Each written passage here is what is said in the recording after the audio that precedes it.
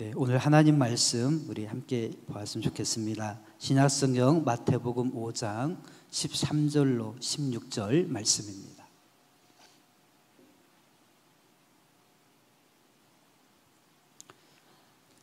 네, 우리 앞에 화면을 보시고 함께 같이 읽겠습니다.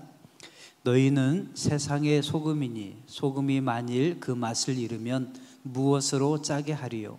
후에는 아무 쓸데없어 다만 밖에 버려져 사람에게 밟힐 뿐이니라. 너희는 세상의 빛이라. 산 위에 있는 동네가 숨겨지지 못할 것이요 사람이 등불을 켜서 말 아래에 두지 아니하고 등경 위에 두나니 이러므로 집안 모든 사람에게 비치느니라. 이같이 너희 빛이 사람 앞에 비치게 하여 그들로 너희 착한 행실을 보고 하늘에 계신 너희 아버지께 영광을 돌리게 하라. 아멘. 여러분, 우리나라에서 많은 유명한 셰프들이 있습니다. 그 가운데서 대중성을 띈 유명한 셰프가 한 분 있죠. 혹시 여러분이 좋아하시는 셰프는 누구신가요? 혹시 백종원 씨라고 아십니까?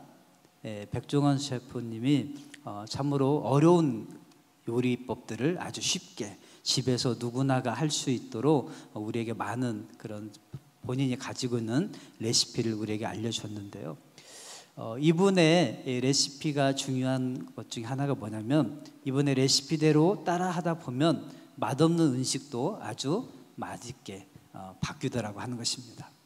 이분이 가르쳐준 음식 만드는 순서가 있는데 그 순서대로 따라만 하면 아주 맛있는 음식이 되더라고 하는 것이죠. 그 가운데 하나가 이제 김치볶음밥입니다. 김치볶음밥 좋아하시나요? 네, 그냥 밥에다 김치 볶아주면 되는 거 아닙니까? 저희 아이들도 김치볶음밥을 좋아해서 자주 그것을 해주는데요. 근데 아무리 잘 해줘도 제 맛이 잘 안 나요.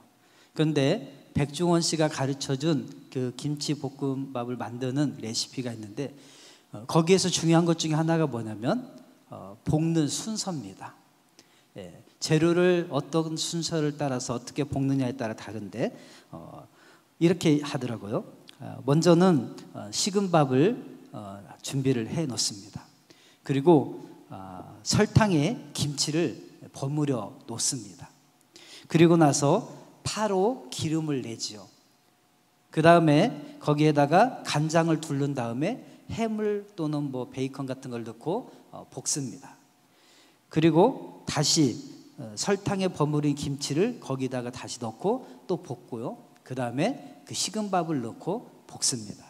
이 순서대로 했을 때 가장 맛있는 김치 볶음밥이 된다는 것입니다. 여러분, 음식을 만드는 데에도 이렇게 순서가 중요하다라고 하는 것입니다. 만약에 순서가 잘못돼 버리면 음식이 맛이 없어지고 그 재료가 가지고 있는 고유의 특성을 다 놓쳐버리더라고 하는 것이죠. 이것이 음식 만들 때만 그런 것이 아니라 우리가 살아가는 삶 속에서도 마찬가지라고 하는 것입니다. 제가 청년 때 보았던 신앙 매거진 잡지 중에 하나가 뭐냐면 두란노에서 발간했던 빛과 소금이라고 하는 그런 잡지입니다. 거기에는 이제 여러 가지 주제를 따라서 많은 내용들이 담겨져 있어서 아주 읽으면 우리 신앙에 유익이 되는 그런 잡지였는데요. 이것이 어느 순간에 1999년인가 그때 딱 가니까 이름이 잠깐 바뀌더라고요. 빛과 소금에서 소금과 빛으로 바뀌더라고요. 그러더니 다시 2000년도를 딱 넘어가면서 다시 제자리로 돌아와서 빛과 소금으로 이렇게 바뀌더라고요. 그래서 왜 자꾸 빛과 소금, 소금과 빛, 다시 빛과 소금 이렇게 바뀌나 생각을 해봤습니다. 뭐 빛과 소금 하면은 두자 떼어서 읽기도 편하죠. 소금과 빛 하면 세자, 한자 이렇게 띄어 읽으니까 약간 비율도 안 맞는 것 같고 균형이 안 맞는 것 같아서 빛과 소금 이게 좋은가 보다 생각하는데, 그런데 오늘 말씀에 보면 분명히 예수님께서는 빛과 소금 가운데서 무엇을 먼저 말씀하셨습니까? 뭘 먼저 말씀하셨죠? 네, 소금에 대해서 먼저 말씀하셨어요. 그러니까 소금과 빛이 맞는 거예요. 그런데 우리는 워낙 빛과 소금 이것이 귀에 익숙해 있고 우리 입에 익숙해 있습니다. 그러다 보니까 아무 의심 없이 그냥 뭐 빛과 소금이나 소금과 빛이나 같은 거겠지 생각하고 우리가 그냥 받아들이지만, 사실은 주님께서 말씀하신 데에는 다 이유가 있다라고 하는 것이죠.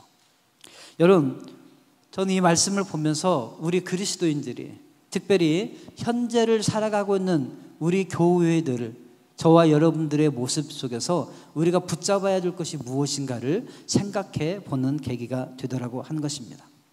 왜 우리는 자꾸 빛과 소금에 더 익숙할까? 물론 아까 말씀드린 것처럼 발음하기도 편하고 읽기 좋아서 그럴 수도 있습니다.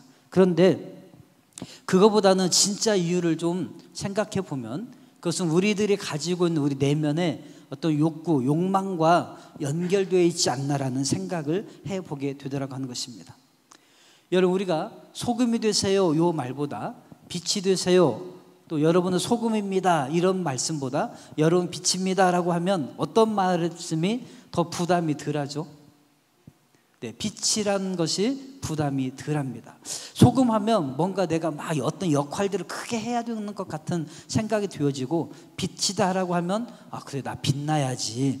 그렇지, 내가 뭔가를 좀 영향을 잘 끼칠 수 있는, 선한 영향을 끼칠 수 있는 그런 빛 같은 존재가 돼야지, 어둠을 밝히는 그런 좋은 존재가 돼야지, 이런 생각을 하게 돼요.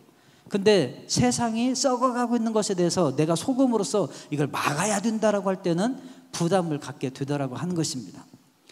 그런데 그래서 우리는 우리 자신이 빛이 되기를 원하고, 또 우리 자신이 빛나기를 원하는 그런 속성이 우리 안에 있기 때문에 어쩌면 이것이 잘 맞아 떨어진 것 같아요. 그러다 보니까 우리 안에 빛에 대해서는 별로 거부감이 없습니다. 여러분, 그러다 보니까 수많은 간증들과 수많은 교회에서, 또는 우리 한국 교회가 추구하고 있는 이 가치가 뭐냐면, 빛이 되기 위해서 엄청 노력을 했습니다. 그럼 우리가 어떻게 하면 빛이 될까라고 생각을 했을 때, 사람들이 빛이 되는 방법으로 추구했던 것이 뭐냐면, 세상에서 성공하고 출세하고 명예를 얻어야 된다라고 생각을 한 것입니다. 그래서 이것을 얻어서 내가 영향력 있는 사람이 되어야지. 그러다 보면 그 과정에 목표는 좋았는데, 근데 그 과정을 수단과 방법에 대해서 정당하게 하나님의 방법으로 하는 것에 대해서는 사람들이 별로 관심을 갖지 않았어요. 저 사람이 성공했으면, 저 사람이 출세했으면, 높은 자리에 올라갔으면, 좋은 대학에 들어갔으면, 뭔가 세상에 명예를 얻었으면, 힘을 얻었으면, 저 사람은 그리스도인으로서 세상 가운데 우리보다는 더 영향력을 행사하겠지, 이렇게 생각하고 그 사람이 마치 빛의 역할을 감당할 수 있는 것처럼 그렇게 생각을 하고 살았다는 것입니다. 그런데 지금 와서 보면 어떻습니까? 정말 우리가 그러한 사람들이 세상에 선한 영향력을 끼치고 살았습니까? 교회가 큰 교회가 되면 사람들은 영향력을 행사할 줄 알았습니다. 그래서 큰 교회가 되면 빛이 될 거라고 생각하고 정말 큰 교회가 되기 위해서 노력을 많이 했습니다. 그런데 오늘날 큰 교회들이 정말 선한 영향력을 많이 끼치고 있는가 하는 것입니다. 빛으로서의 사명을 감당하는 것과 빛이 되려고 하는 것은 서로 다르다라고 하는 것입니다. 그런데 오늘날 우리의 이 욕망이 하나도 거리낌 없이 성경과 맞아떨어진 것처럼 여겨지고 부담 없이 받아들일 수 있었던 것은, 그것이 바로 성경적이라고 하는 착각 속에 우리가 빠져 있었다라고 하는 것입니다. 왜냐하면 성경에서 그렇게 이야기하니까 그것이 마치 성경적인 것처럼 가는 거예요. 그것이 세상의 가치관이라고는 한 번도 생각하지 않았던 거예요. 왜? 성경에서 그렇게 말하고 있으니까. 이것은 마치 이단들이 보는 성경 해석과 똑같습니다. 성경을 많이 인용한다고 해서 성경적인 것은 아닌데, 사람들은 그냥 성경을 많이 인용하고 있으니까 성경적인 줄 알아요. 여러분, 그래서 우리는요, 내가 가지고 있고 붙잡고 살아가는 이것이 비록 성경에서 나왔더라도 성경적인가를 우리가 살펴봐야 됩니다. 점검을 해봐야 돼요. 우리가 오해하고 있는 말씀 대표적인 구절 중 하나가 무엇입니까? 내 시작은 미약하였으나 내 나중은 심히 창대하리라. 성경에 나오는 말씀이죠. 그리고 우리의 어떤 욕망도 채워주는 말씀인 것 같아서 우리가 이 말씀을 얼마나 액자에다 만들어 놓고 기업에다 다 걸어 놓고 얼마나 소망하고 그렇게 되기를 간절히 바랍니까? 그러나 이것이 성경적이냐라고 할 때는 또 다른 문제라고 하는 것입니다. 여러분, 그래서 우리는 우리의 삶 속에 내가 어떤 가치관, 정말 내가 가지고 있는 것이 성경의 구절에서 나왔다고 하더라도 이것이 하나님 나라의 가치관과 맞아떨어지는지는 점검해 봐야 됩니다. 오늘 말씀은 예수님께서 산상수훈이라고 말씀하는 정말로 하나님 나라의 삶의 원리가 무엇인지에 대해서, 그리스도인들이 어떻게 살아내야 되는지에 대해서 그 삶의 내용을 규정하는 것 중에 하나입니다. 그런데 분명히 주님이 말씀하신 거예요. 너희가 빛이다라고 먼저 말씀하시지 않고 너희가 소금이다라고 먼저 말씀하신 것입니다. 빛이 되려고 노력하지 말고 너희 자신이 먼저 소금인 것을 알고 너희 자신이 먼저 그 맛을 잃지 말고 너희 자신이 먼저 변질되지 말라고 하는 것입니다.